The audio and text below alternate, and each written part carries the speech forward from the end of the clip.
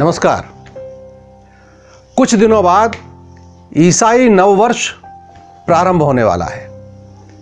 Europe से ज़्यादा भारत में उसका जश्न मनता दिखेगा।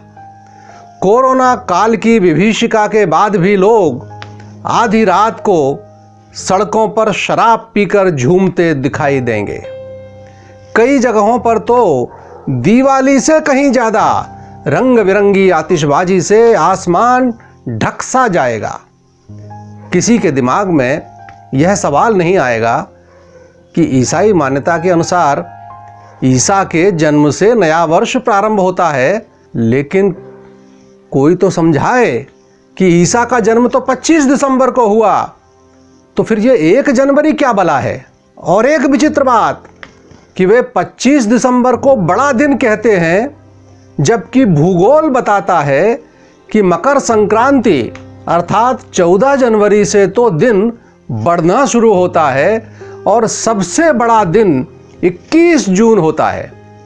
सच तो यह है कि अंग्रेजी वर्ष न तो वैज्ञानिक है और न ही ऐतिहासिक।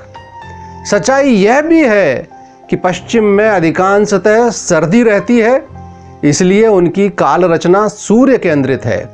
इसके विपरीत अरब के रेगिस्तान प्रायः तपते ही रहते हैं, इसलिए उनकी काल गणना में चंद्रमा की शीतलता का अधिक महत्व है।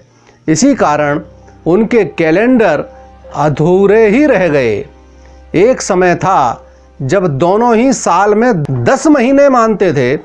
बाद में पश्चिम ने तो भूल सुधार कर उनकी संख्या 12 कर ली, पर मुस्लिम कैलेंडर आज भी जस का तस है। यही कारण है कि कभी ईद सर्दी में आती है, तो कभी गर्मी में, तो कभी बरसात में। ईसाइयों द्वारा 10 महीने के स्थान पर 12 महीने किए जाने की भी बड़ी रोचक गाथा है।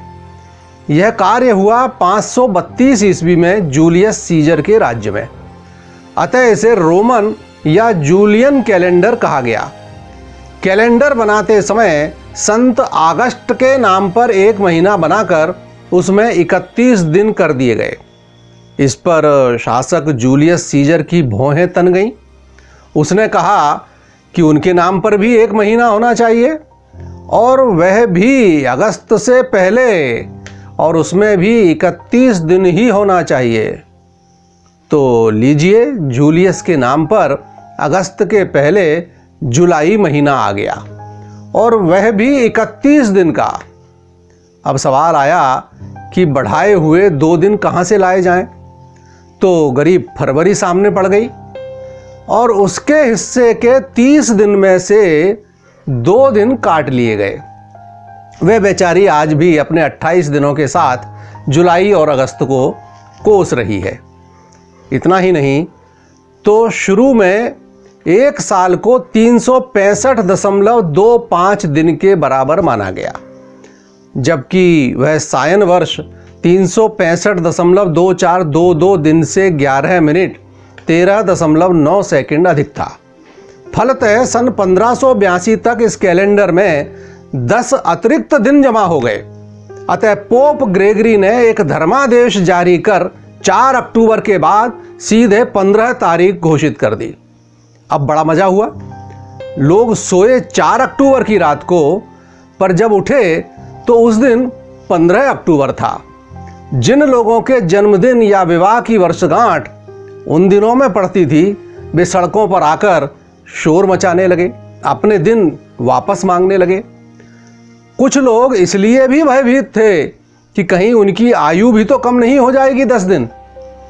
कुछ दिन के शोर के बाद सब शांत हो गए। इस व्यवस्था के बाद बना कैलेंडर पोप ग्रेगरी के नाम पर ग्रेगरी कैलेंडर कहलाया।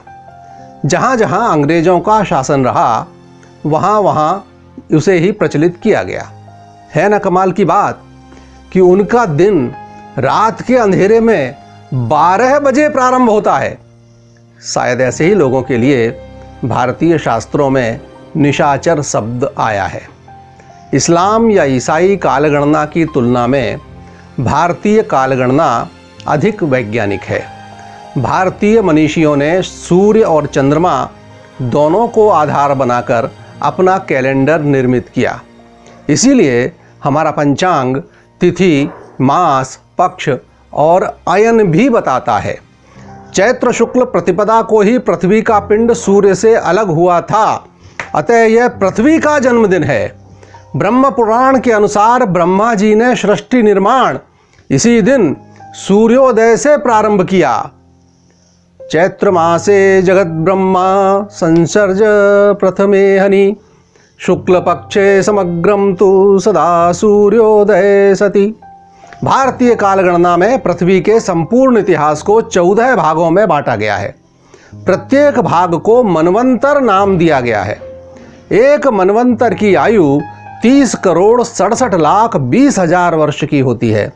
अभी तक 6 मनवंतर बीत चुके हैं, अर्थात पृथ्वी का संपूर्ण इतिहास 4 अरब 32 करोड़ वर्ष का है।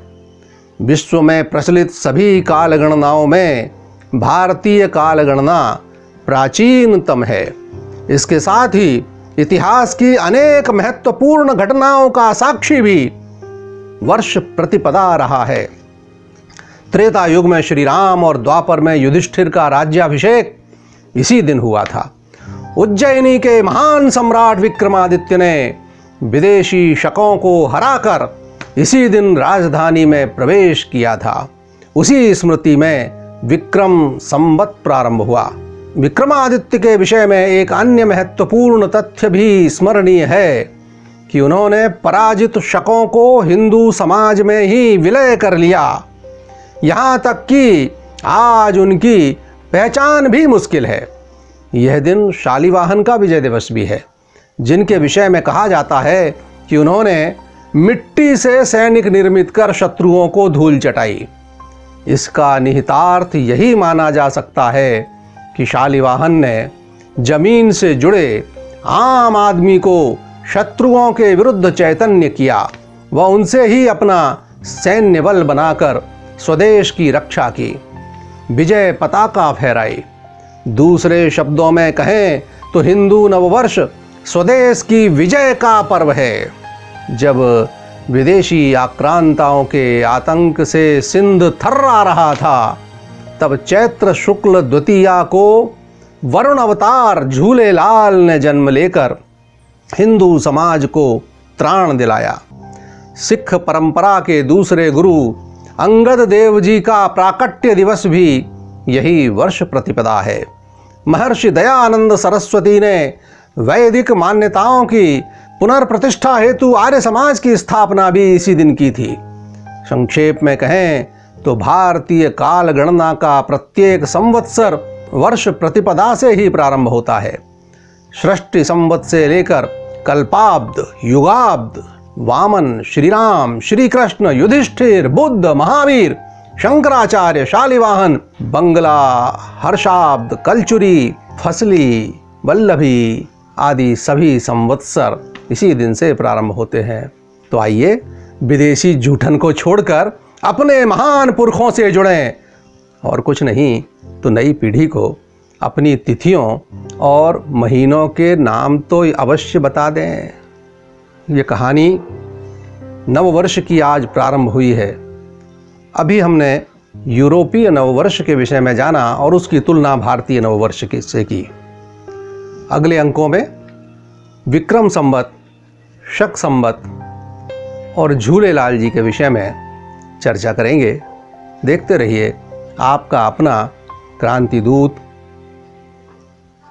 नमस्कार।